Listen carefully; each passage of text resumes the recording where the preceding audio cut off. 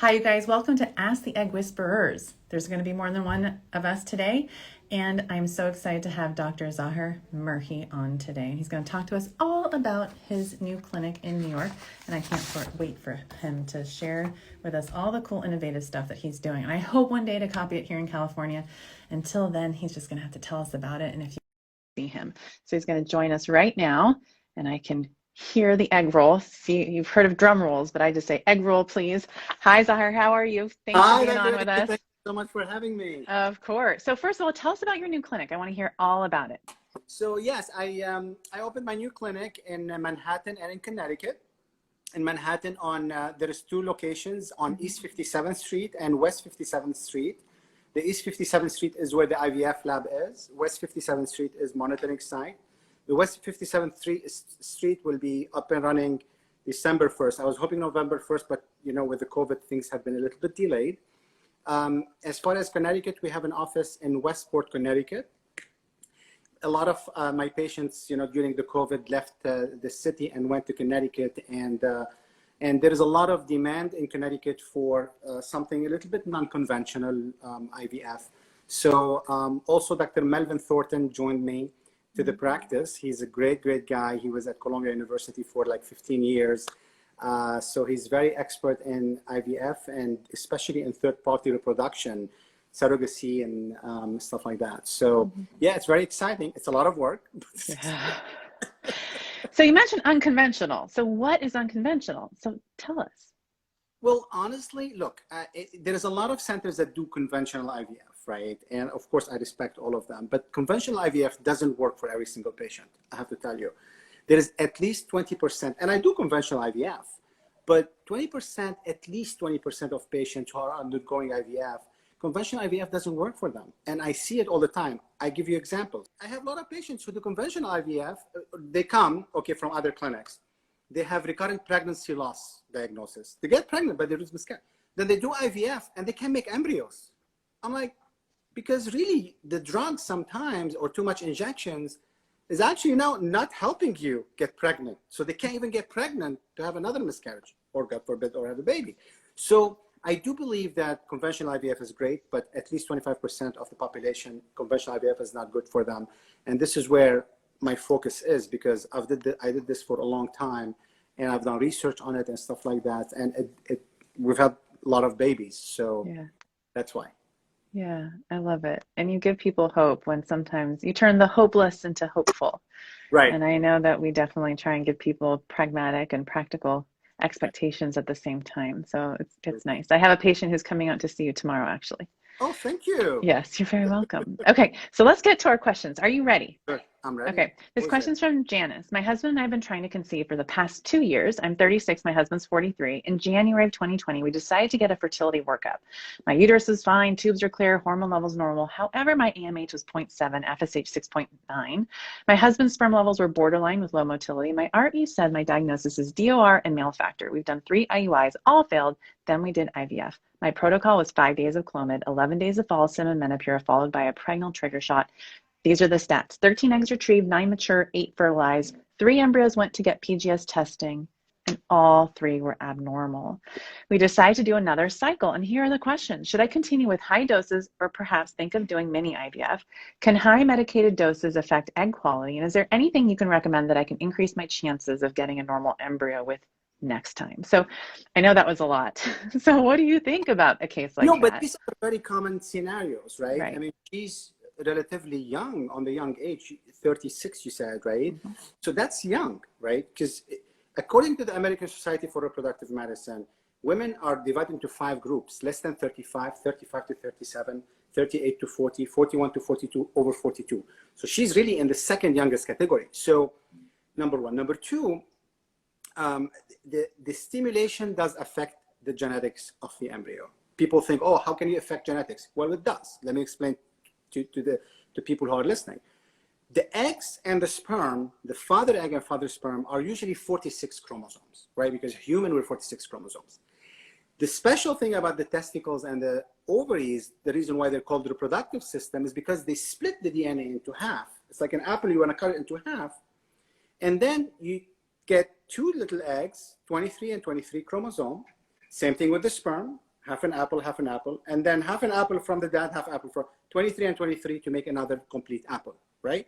Now, the follicles, when they're small in the patient's ovary, when we do ultrasound and we look at the antral follicle count, these eggs are 46 chromosomes. Now, we're gonna grow these follicles with the drugs. We're gonna stimulate them. As the follicle grows, once it reaches around 12 to 14 millimeter, the DNA starts to split. Now, if it splits unequally, instead of 23, 23, it's giving you 22 and 24. Now, you're cutting the apple unequally, right? Then with the 23 chromosome sperm and 24, it's giving you 47 chromosome, and which is not good. It's like Down syndrome and other things. So this is when it has to be important not to over-medicate the follicles or the eggs with all these drugs, because there is actually both clinical studies and basic science studies that show that too much gonadotropin or too much FSH and LH, like Menopur, could be detrimental to the quality of the eggs and could actually be correlated to abnormal embryos and lower implantation to the endometrium if you're doing fresh embryo transfer. Yeah. So my question to you along those lines are, just not to kind of digress just a little bit. So people who've, let's say, frozen their eggs when they were younger, and then they're coming back to use their frozen eggs, do you think that if they were overstimulated back then, that could affect the quality of the embryos and genetics of the embryos in the future? I do believe that. I do, okay. Because look, when I say something, there is evidence behind it. Right. We know the egg is not, when you look at the egg, it's not used to high doses of FSH, the tons of drugs like 600 units and 450. Yes, I'm not saying all eggs will be hurt by these doses. I want to be very clear, like I said earlier. But some women, when you give them high doses, they tend to have worse quality eggs, and I've seen it every day in my practice. Having said that, in that particular patient, I do recommend she does mini-IVF or gentle IVF using a combination of follistim, avoid Menopur, because Menopur is very questionable in certain women. Since she's done it, right? I want to do something different. Right. And that's my recommendation to her. Yeah. And then also for the sperm side, maybe consider DNA fragmentation testing maybe, and some sperm-friendly supplements. What do you think about that? So, the DNA fragmentation tests and the supplements are great. And, I love supplements. We can talk more about them. As far as the DNA fragmentation, it gives us data, right? And I love it. I want to see what's happening and stuff like that. But now, what do I do with this result? It's very hard for me to pick the sperm that doesn't have DNA fragmentation to use for IVF, right? Unless there's a way right now, but I'm not aware of a way to tell which sperm, because the sperm is one cell. If I test the sperm and it tells me this sperm has great DNA fragmentation, but I can't use it right now. That's why we cannot test the sperm or an egg, and that's why we test PGT or PGS for the embryo, because there is like over 100 cells in that embryo. Right. Okay. So next question. Are you ready?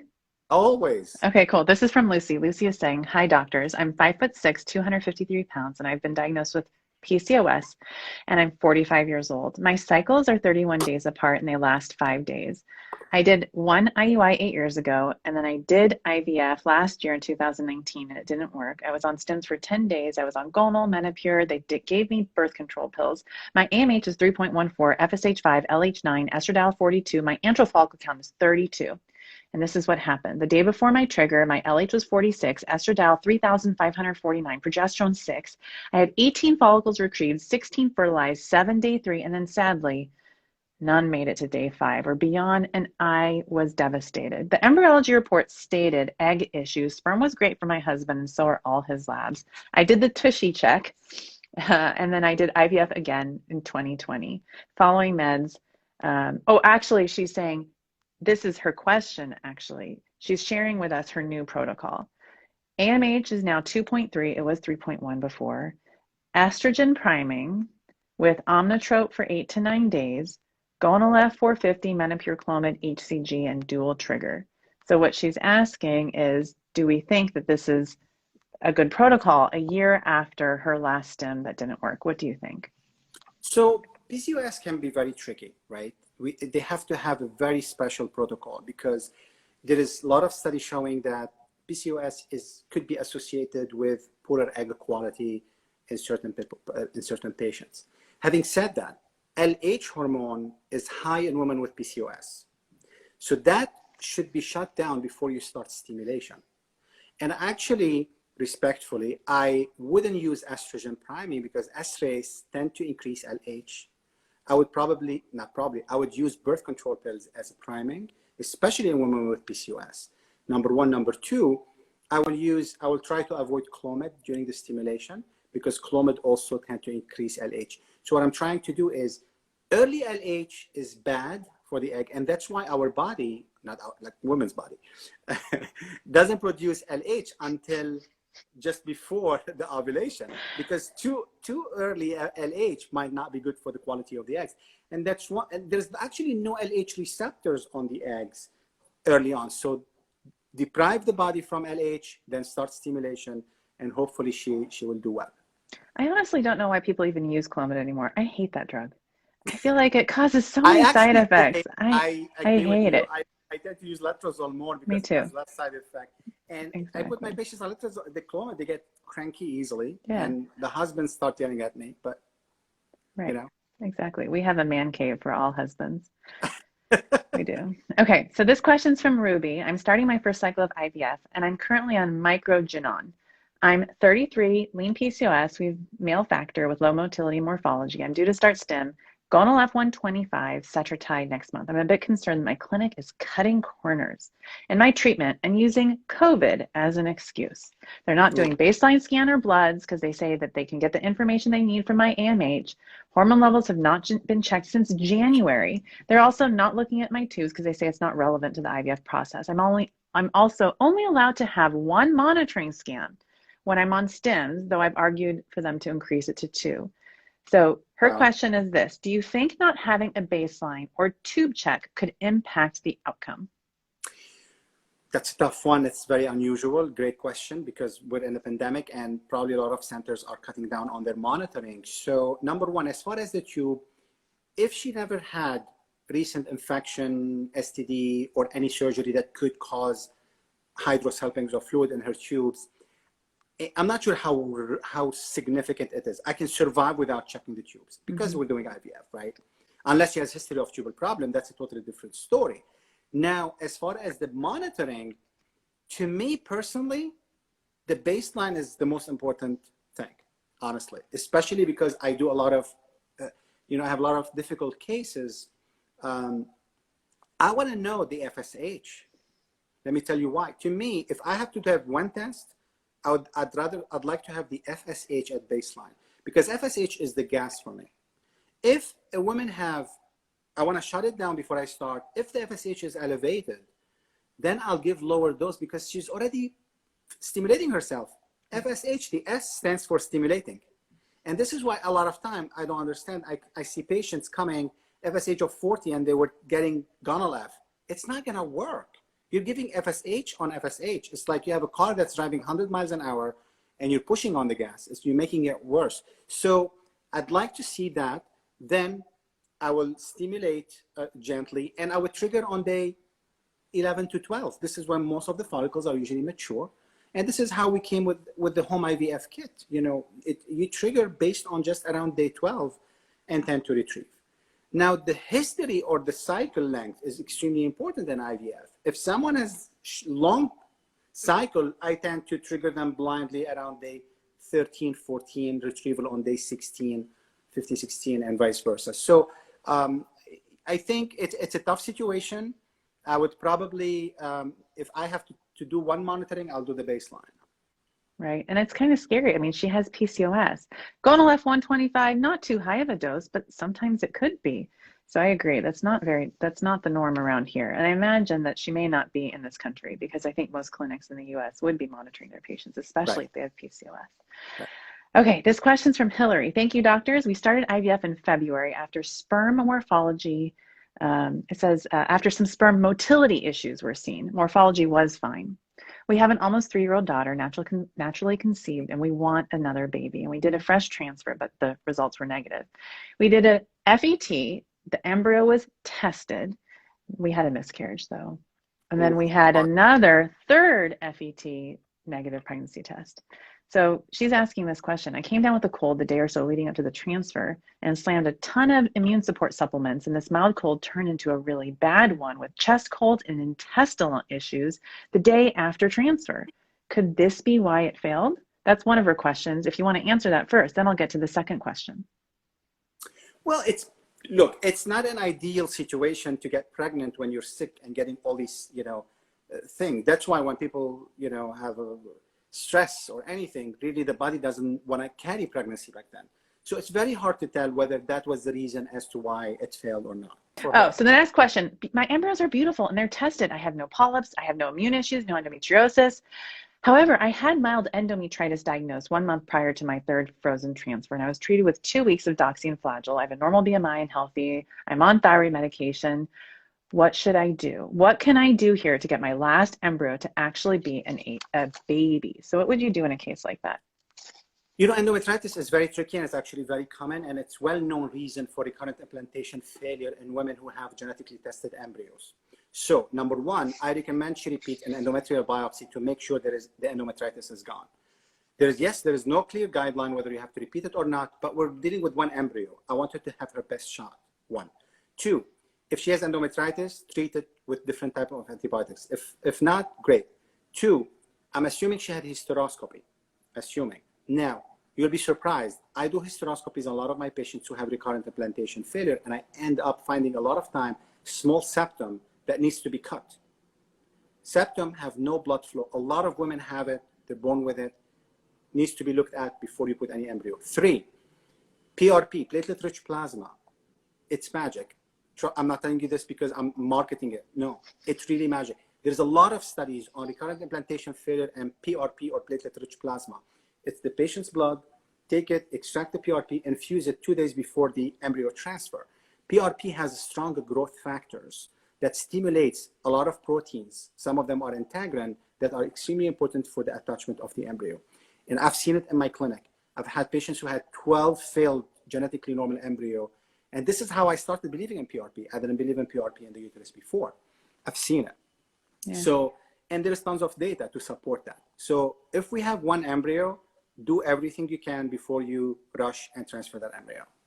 Question for you. This is an aside here. What if you have beautiful embryos and you now have a surrogate and they're gorgeous embryos and you have like one surrogate, it doesn't work, second surrogate, it doesn't work, third surrogate, and these embryos are gorgeous. Do you think PRP could help in a case like that? The different surrogate, probably not, because now you're using now you're talking about something different, right? Mm-hmm. Look, every case is different. We're talking about uterus and embryos, right? It's the chicken and the egg. Sometimes I have a lot of patients who don't have genetically tested embryos. You transfer them, but you don't know, is it the embryo or the egg? Of course, it's more likely the embryo because we usually tend to have more abnormal embryos than abnormal lining. But if you tested the embryos, they're normal, and you're putting a different surrogate and not implanting, there's something about the embryos. Mm-hmm. So these cases are tough. These things are very, very tough, and they're frustrating for both the patient and us. Right, for sure. Okay. So this question is from Carissa. I'm 37 years old, Hashimoto treated patient, 1 successful pregnancy with first Clomid IUI, and I had a healthy son. This was 6 years ago. Since then, I've done 8 more IUIs, all unsuccessful. And then I underwent IVF last week. 12 eggs retrieved, 10 ICSI'd, 8 fertilized on day 3, 1 became a blastocyst, 3 BB, then I had 3 on day 6, 3 BB, 4 BC, 4 CC. The embryology thought my eggs were perfect and embryos cute and good. So her questions are, what transfer protocol would you suggest to me for transfer success? And just to give you a little bit more information about her, my NK cell tests are normal. And it looks like she's also asking about intralipids. Should I do another cycle for more eggs? And I only want 1 more child. So what kind of transfer protocol is your favorite protocol in someone who's, let's say, 37 with Hashimoto's that's treated? Well, Hashimoto's is extremely common. I'm sure you do too. We screen every single patient who comes in the door with thyroid, with TSH, because, hypothyroidism, which Hashimoto is actually one of the most common reasons, is extremely common. That's why we replace them with Synthroid, because it improves outcomes. Number one. Number two, so I don't think the Hashimoto is going to make a little bit too much difference in my treatment, because it's not like endometriosis or something else. That's totally different chapter. But as far as Hashimoto's, I typically like to use the estrogen, 10 days to 12 days, make sure the lining is good, then start progesterone on the 6th day of progesterone up with the embryo. I like progesterone vaginal. Some people like shots, some people like both. I hate injections. I looked at my data, and the vaginal progesterone that I use has yielded similar outcome to the injections before. So that's why I like to use the injections. But it should be simple. Even natural IVF should be fine. Monitor the ovulation. When you have the ovulation, around 6 days, you can do the embryo transfer. But hopefully she'll do fine, because she has beautiful embryos and she only wants one baby. So hopefully she'll get pregnant soon. I agree. And I would say that your approach with estrogen and progesterone is very, very similar to mine. Right. Okay, so this question is from Crystal. I have one PGT embryo that is fair and one that is poor. I'm trying to decide to transfer the good or transfer them both together. What would you do? So they're both tested and they're normal? They're both tested and normal. Now, it's hard to tell, right? With the genetically tested embryos, it's very hard to tell what the morphology means. We tend to put the one by itself, the best one usually. But I can tell you, and I'm sure you do, we have beautiful embryos sometimes. They look amazing. You do genetic testing, they have like Down syndrome or something. So what I would do is I would probably go with one only genetically tested embryo. I would put the best one. It's not, according to the ASRM or the American Society for Reproductive Medicine, put only one if they're genetically tested at any age. Putting two will increase the chances of having twins, which is high pregnancy, high risk pregnancy with a lot of complications. So I would start with one. And also, I don't want, sometimes, what if the lining or the uterus didn't have the best implantation window? I don't want to waste two genetically tested embryo in one shot. I'd like to have two shots, because sometimes, like I said, the uterus might not be in the best condition. Maybe like the other patient, she gets sick and have flu and gets, why don't waste both shots in one transfer. That's my recommendation. I agree. I think emotionally it's a lot easier to move forward with a transfer when you know you have another embryo waiting. And, exactly. And I'm sure you do the same thing I do. When you thaw an embryo, if it doesn't look so good, now that fair embryo is poor, then you're going to talk to the patient in that moment and say, hey, I feel like it's probably going to give us a better chance of having one baby if we now transfer two. Right. So, okay. So this question's from Kim. So it's about the ERA test. So her question is the ERA test for people with negative pregnancy tests, chemical pregnancies, or miscarriages? And I'm just curious, is that a test that you do? That's a great question. The answer is yes and no, right? So for miscarriages, the ERA is receptivity. If someone had a miscarriage, they already have no receptivity issue because the embryo implanted already.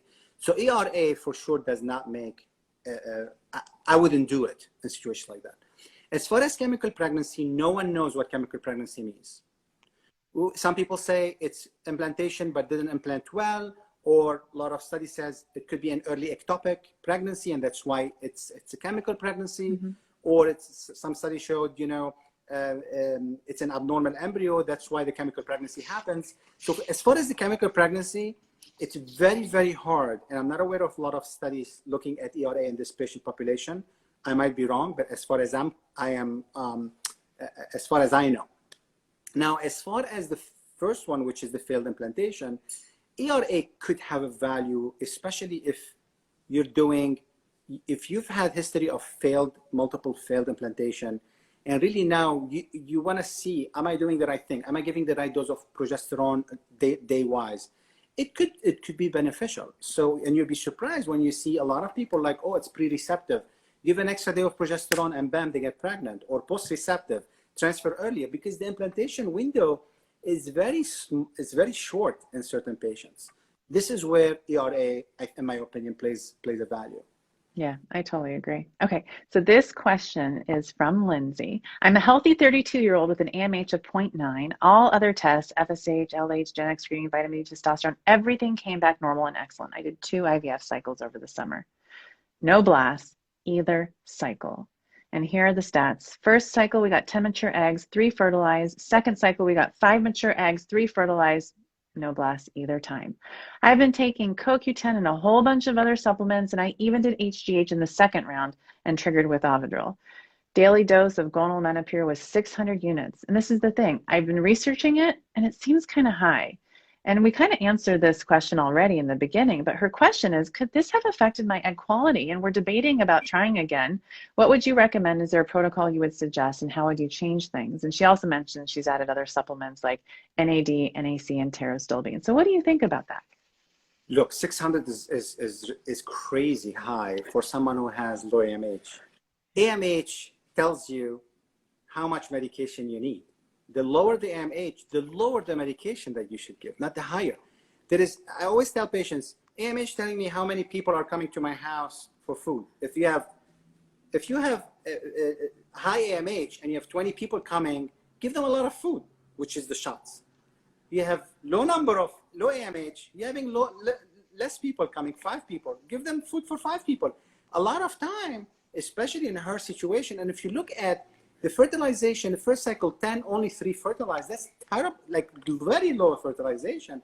The drug definitely is affecting her egg quality, in my opinion, with my respect to whoever her doctor is, of course. In her case, I would do Clomid and Letrozole pills, avoid injections. Let me tell you why pills in her situation works, because pills like Clomid and Letrozole will increase your own body FSH, which is coming from the brain.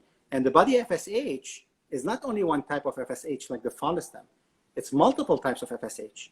The brain produces multiple types because the multiple fragments of FSH that could potentially be more natural for her eggs. And I would avoid the follistim, and the high dose of 600 is a definite no-no.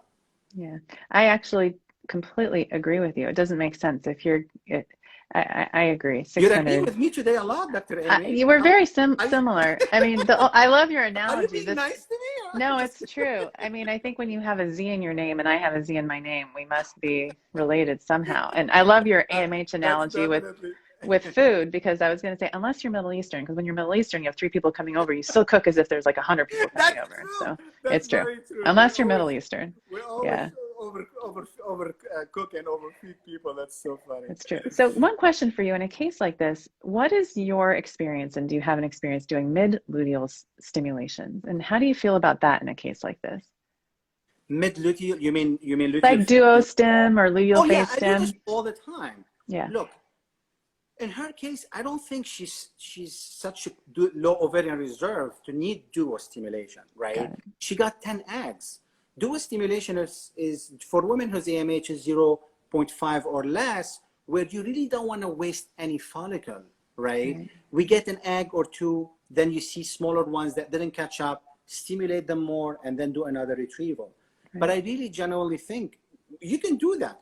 But duo stimulation works better for women above 38.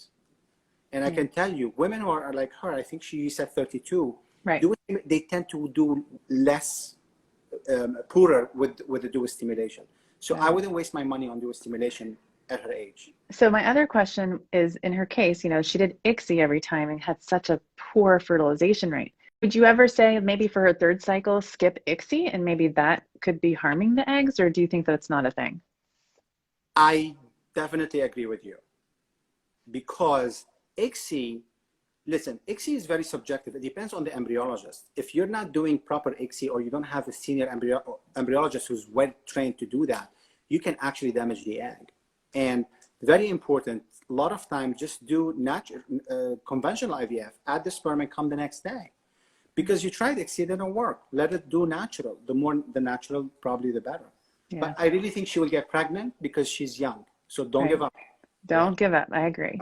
Okay. So this is from Victoria. Victoria asks, is it okay to start IVF with only 7 days of birth control pills? My doctor requires that I take them at the start of my treatment, but I actually am at high risk of having blood clots. For that reason, I don't want to be on birth control pills. So are 7 days okay? Is that too short? And would that reduce my chances of IVF success with a short course of pills? So look, I mean, if someone has clotting issue, I definitely do. I would avoid any type of estrogen or birth control pills, because God forbid, her health is the most important, even though 1 week might not be a crazy thing to do, because it's not a long period of time. 1 week is usually fine, but it depends on how FSH, if her FSH was too high, then probably 1 week is not enough. But believe it or not, Provera works as good. So what I tend to do in patients who I cannot give birth control pills or estrays, I give them Provera for a week to 10 days, and it does exactly the same thing. And then you can start seeing, it's like luteal phase stimulation. They have progesterone, right? You give them progesterone and they'll do fine. And by the way, a lot of patients do better when you prepare them with progesterone than when you prepare with estrogen. But in her certain situation, 1 week should be enough. I would have given progesterone. I would have avoided birth control pills altogether. Right. So when in the patients that you're priming with progesterone, for example, do you find that your FSH estradiol levels at the start of the cycle at baseline are less helpful as far as being diagnostic tests?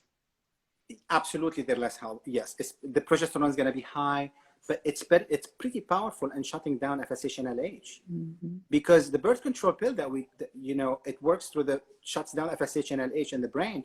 It's actually the progesterone that's more potent than the estrogen by shutting them down. So all you really need is some progesterone. Got it. Got it. All you really need is some progesterone. That should be a song. Okay. So this question is from Daniela. My fiance and I have been trying to conceive since July of 2019. Daniela, the sex is better when you're just a fiance. Stay that way. We found out we were pregnant. I agree. I've been engaged for 5 years. There you go. Oh, that's hilarious. We found out we were pregnant, had my 8-week appointment in June of 2020, and the ultrasound showed an empty sac, and I was diagnosed with a blighted ovum. I know. I hate miscarriages. I know. I hate them. They're the freaking worst. I decided to have a D&C. Recovery and checkup went well. I was told that we are most fertile the following 3 months after a miscarriage, but to contact him if I wasn't pregnant in those 3 months. 3 months have now gone by, and I've scheduled my family planning appointment and will be going in soon. So Danielle is asking, should I expect my doctors to suggest tests and labs at this point? Or when is it typically brought up? And so what would you do in a case like Daniela's? Sorry, her question was, when do you do testing? Yeah, so her question is, she's been trying since July of 2019 and had one blighted ovum. Right. What tests, what tests would you do in a patient like this? I mean, honestly, she got pregnant on her own. It's been only 3 months. I wouldn't go crazy, especially, I forgot her age. I'm not sure if you mentioned it. I don't think she shared it. She didn't share it with us. If she's young, it's not a big deal. I would wait at least 6 months before I do anything. Number one. Number two, one thing I would do is when you do D&C, a lot of time it causes scarring or adhesions inside the cavity of the uterus. So what I would do is I would do a gentle water ultrasound or maybe office hysteroscopy just to make sure there's no scarring inside her uterus that could have been a problem. Because you'll be surprised. Hopefully her doctor is gentle, but I'm just saying, right. I've seen cases where you come and the uterus was damaged by the strong D&C, and now it's like, oh my God, what am I going to do with the line? So I would assess the cavity. That's what I would do. But I would wait another 3 months before I do anything. Right. Yeah. I mean, I have this method. I don't know if you've heard of it. It's called the ANGEL method or ANGEL approach. So it's looking at age, autoimmune anatomy, nutrition, genetics, endocrine, and then lifestyle. So I just feel like just kind of talking about all those things for anyone who's had a miscarriage is really helpful. And it sounds like we do the same thing. Right.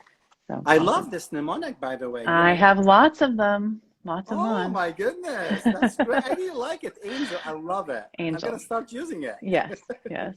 So this question is from Zaher. Hi, doctors. I just turned 40 last August and I had an ultrasound this month. My doctor said I have 3 follicles in each ovary. Is that good? Can the number of follicles increase next month? And here are some stats about her. My BMI is 35. I'm not active at all. And she also wants to know if exercising could affect getting pregnant. Like, for example, during the 2-week wait, I stop exercising because I'm afraid it's going to hurt implantation. So I don't really exercise at all. And then she has some questions about CoQ10, and I'll let you talk to us about what you think about CoQ10. But what do you think about a follicle count of 6 for someone who's 40, and would you expect that follicle count to go up over time? So as far as the count number, we like to see around 8 to 10 at her age. But also I want her to know that this number fluctuates every month. Now it's not going to fluctuate 1 month 6, the next month is 60. No, but within that range. But she probably next month will do better. Maybe she has 8 or 10. Having said that, exercise is important. we all know, but like with the COVID, like it's like all I want to do is watch TV and drink. Right. But so don't feel bad. But the recommendation is is to exercise at least 5 times per day, each time half an hour. And no, implantation is not lower when you exercise, actually better, because when the blood flow goes to the uterus, you're actually more likely to get pregnant. Two, a side note, when I do my embryo transfers, I just tell the patient walk out, because the latest recommendation is against bed rest. When you don't exercise, according to the ASR, when you stay in bed after embryo transfer, according to the American Society for Reproductive Medicine, you tend to get less pregnancy, because people who get pregnant at home and have sex, they don't stay for the, you know what I'm saying? So right. do your normal activities. Don't worry about the implantation. And I wouldn't wait too long before getting pregnant, okay? Because this number, even though it's 6 now, it might become 4 or 3 in a couple of months. So time is very important. Right. Yeah. I mean, I agree. I would be like, so what are you doing tomorrow? Come on in. If you were my sister, I'd be coming to your house with the shots. So she's asking about CoQ10 alternative, and she's asking about bioquinone. CoQ10 is the same, and I would say it's the same thing. So Zaher, thank you for your question, and I wish you all the best. Okay, so this question is from someone who calls himself D. D says, hi doctors, I'm 30 years old and my husband and I have been trying for 1 year, and then we got diagnosed with unexplained in February. I got my tushy checked and everything was normal, including sperm. My day 3 workup, you ready for this? FSH 14, estradiol 37, AMH 1.24. My initial AFC was 9. However, subsequent ultrasound showed an AMH between 13 and 17. I also have this right ovarian cyst that's large. So basically, we know there's a lot more to her explanation than unexplained. She's done 3 medicated IUIs. The 4th was canceled due to high estrogen level. And then guess what? The cyst was actually a hydrosalpinx. Oh. So I know. So she's saying, could this have been there the whole time? And could the HSG have actually caused it? So that's the first question. I want to see what you think. So look, I mean, the HSG, it's unlikely that it caused it if she didn't have any underlying infection, right? So if, for example, someone had chlamydia in the past and you do HSG without giving them antibiotics, yes, it might, because now you're making it worse. But it's unlikely that it did. I think it's been there for a long time. What I recommend is to take a look, between, it seems to me it's unclear whether it's a cyst or hydro, but they're telling her, they're giving her mixed messages. If it's a hydrosalpinx, it might be bad for the implantation, and we tend to recommend, if she's doing IVF, is to take it out. But in her case, whether she has endometriosis or not, again, endometriosis can cause sometimes scarring in the tube and inflammation and all that stuff. So looking to doing laparoscopy might not be a bad idea to see what's going on and take it out if it's there. But it's unexplained, like you said. There's a lot of things that we end up retrospectively know about the patient that could explain why that patient is not getting pregnant. But they're young, right? She said 30. Yeah, she's young. She's 30 years old. So I feel like even though her FSH is 14, her follicle count is anywhere from 9 to 17. It sounds like she's a great candidate for IVF. Yeah, she'll be great. She will be. She shared a bunch of stuff as far as her supplements she's taking and he's taking. And so she's asking, what questions should I ask my doctor? So what do you think? What are the things that you would want her to know going into an IVF cycle with tubal blockage or a hydrosalpinx? Well, I would ask, number one, I think they should discuss endometriosis, number one. Number two, they should discuss whether this tube needs to be removed or not before doing IVF. 3 is, the AMH seems to be much better than the FSH. Something is not making a lot of sense, but a lot of people don't have, AMH and FSH, they sometimes don't go hand in hand with them, 1 in 5 patients. So I'm not too worried about that. But I would, this is what I would do. I would just ask about endometriosis. I would focus on the tube to make sure there is not going to be any problem for embryo implantation if she decided to do IVF. I totally agree. And have them look at the other tube. And this is the thing. be open to all the different possibilities, right? Because you could wake up and have no tubes after the surgery, and you have to be okay with that. Your doctor's improving your fertility to give you a higher chance of pregnancy with IVF, Absolutely. but for some patients, that's so emotionally hard to deal with. So sometimes I tell a patient, it's okay, go do the diagnostic stuff, remove that one large hydro, and maybe leave the other tube, even if it's blocked, so that you can then freeze embryos, then go back and do another laparoscopy. Absolutely. Yeah. Okay. So this question's from Minnie. Minnie is saying, my ERA result came back receptive. I've had 2 failed implantations, though, of PGS tested embryos. My doctor recommended doing a hysteroscopy testing. No, it looks like a hysteroscopy on cycle day 6 before transferring. I'm also going to be doing high dose progesterone and embryo glue. And these are my stats. I'm 34 years old with PCOS. What else can I do? So what kind of advice would you have for Minnie in a case like hers? Well, this, you know, it's very similar to one of the cases that we discussed earlier. I would definitely do hysteroscopy to look inside the uterus to see if there's any problem, any small septum, any adhesion, anything like that. Water ultrasound is great, but it can miss a lot of things that we do not see. So I prefer hysteroscopy over water ultrasound, number one. Number two, the glue, I haven't used it. Some people, you know, it's hyaluronic acid that's placed and think it, you know, it could, I don't, you know, I'd like to see more data before I recommend it. I would consider the PRP or platelet-rich plasma infusion a few days before her transfer. So that's my recommendation to her. I love it. So, you know, I bought, when PRP started trending, I bought all the websites like PRP uterus, PRP embryo. So we'll have to talk after the show. Uh-oh. I'll give you some. You don't website. have to buy it. I'll give them to you. All right. So this is from Stella. Stella says, hi, Dr. Aimee. Love your show and you. Thank you to both of you for answering my question. I'm 33 years old, tubes open, AMH is 11, the Canadian version, and AFC is 25. I have hypothyroidism, which is well controlled. I had 1 early miscarriage before. I've had 3 failed double IUIs. The sperm, great. We're waiting for DNA fragmentation. We're ready to move on to IVF. However, in Canada, I can't see my doctor until December. So my question is this: what can I do to improve my chances for IVF while waiting? What tests could I run? On a side note, I've seen a naturopath. I'm doing acupuncture, taking CoQ10, lots of other supplements. I'm walking every day, eating healthy food. Thank you for your time. So what would you do? A 33-year-old who had a history of miscarriage, AFC of 25. What would you do to tell her to prepare? Well, look, I mean, she's doing, I think, the right thing. She's exercising, she's eating healthy, she's taking supplements. Now, whether she has PCOS or not is again, I don't know the Canadian version. AMH of 11 in the United States is very high, and it can indicate women to have PCOS. If there's PCOS, then we need to make sure that there's no insulin resistance. Sometimes we give them metformin, which is diabetes medication, to kind of improve the whole metabolism of the body before you start doing any fertility treatment. But again, I really would like to know what the AMH version of, or how much it's equal according to the United States. My dog is going crazy. I think he wants to answer questions. That's my attention. Like, no. I love it.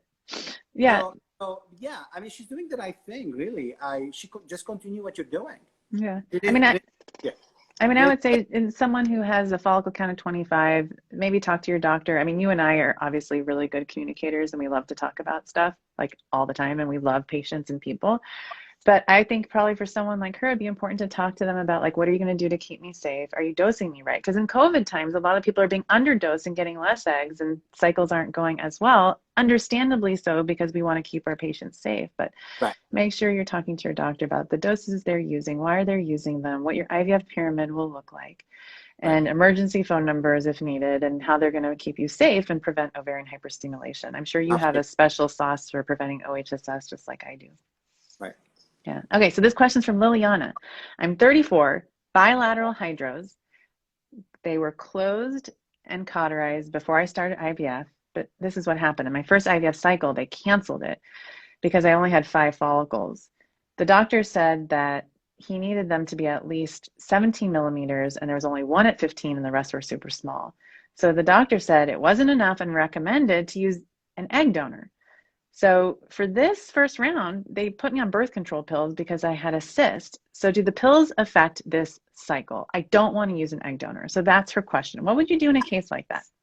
She should not be using donor eggs, in my opinion. She's young, She has she has a long time. Listen, it's about the quality, not the quantity.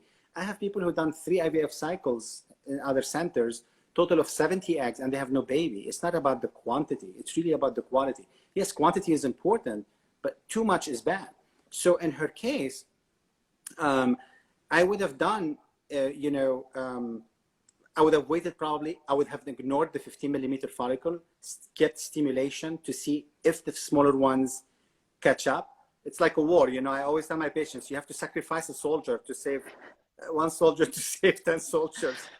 So my examples are terrible today. No, they're good. I get it. I mean, it's a war, man. I mean, we're fighting something really serious every single day. It is like a war because the follicles are always fighting and one wins and shuts down the other. That's nature, right? So, but in stimulation, you need to let one follicle go, continue stimulation, and then see what happens. But, donor egg is a big no for her, in my opinion. I would not do donor egg if I were her. Yeah, I mean, I get that question all the time from women. At what point should I do donor egg? And I say, you do donor egg if you did another cycle, and if that cycle doesn't work, would you have wished you had done donor egg instead and just spared yourself that, next cycle that didn't work? And if the answer is yes, then maybe consider it. Otherwise, at 34, I mean, you're a baby to the two of us, Okay, so this question's from Lacey. Lacey says, 2 kind of silly questions. When taking supplements, is it okay to place them rectally? No, I'm just kidding. That's not her question. So her question is, when taking supplements, is it okay to take them all at the same time? So DHEA 25 milligrams TID 3 times a day. Can I just take all 3 tablets at once?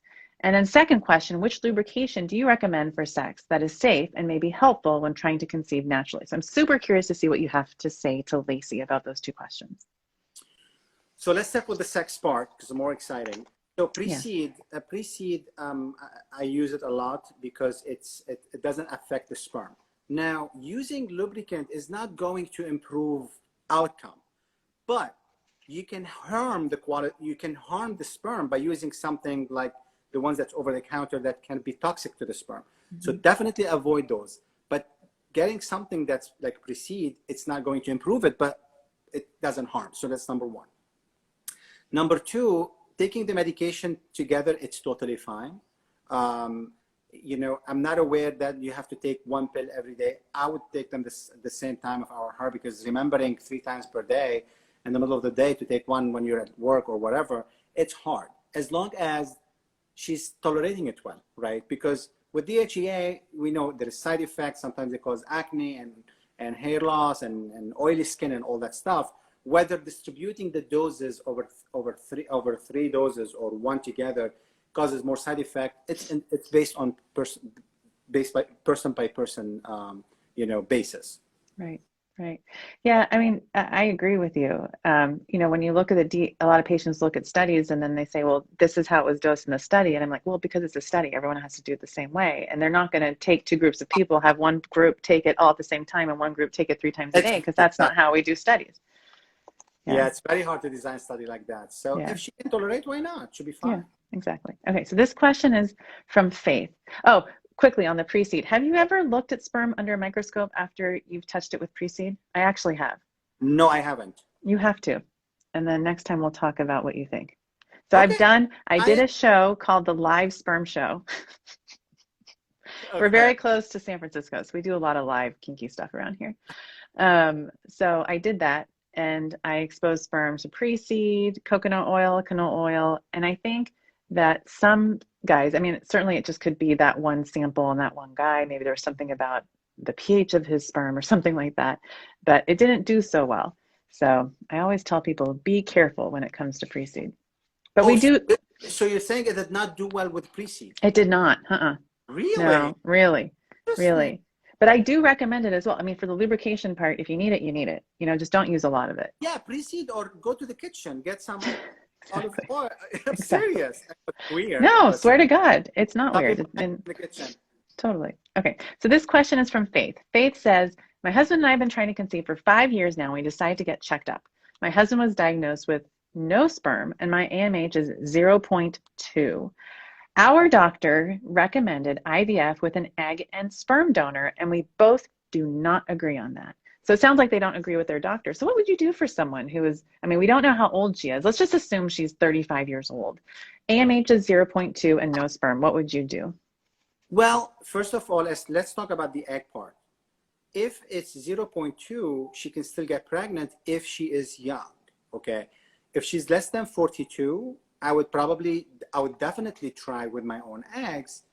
I would do natural IVF, just natural IVF, or sometimes just give half a Clomid or half letrozole and try to grow 2 or 3 eggs. It's about the quality like we talked earlier. So now the difference between someone who has high AMH and low AMH, and I always tell this example to my patients.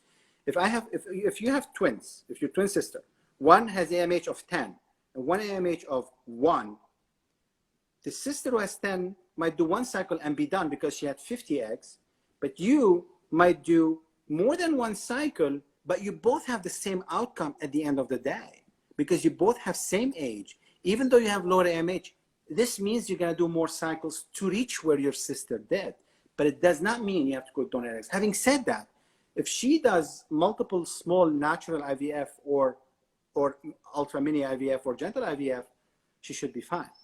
Right. Number 1. Number 2, as far as the sperm, we need to know what's happening with the sperm. You can't just jump and use donor sperm. There's a billion reasons why someone doesn't have sperm. So we need to investigate that, right? And the majority of the time, you'll find sperm. You'll find sperm either with aspiration from the testicle itself or the epididymis, which is above the testicle, or somewhere, right? Sometimes the sperm go to the urine if someone has diabetes and, you know, we call it retrograde ejaculation. So we ask them to pee and then we extract sperm from the urine.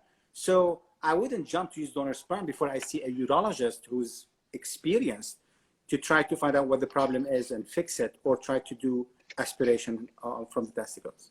Right. I totally agree. And sometimes guys are given testosterone and it doesn't even register.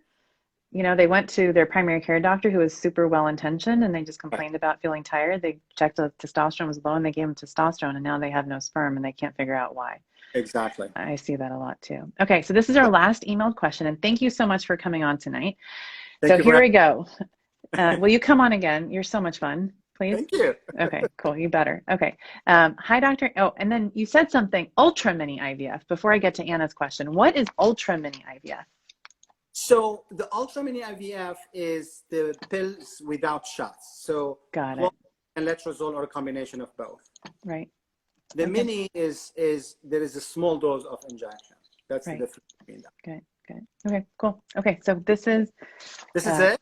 No, one more question. We're almost done. This is Anna's question. Drink my wine. I can't wait till I drink my wine. I love it. Next time you can bring your wine on and we can drink it together. Okay. No, you do not want to see me drunk. Okay, no.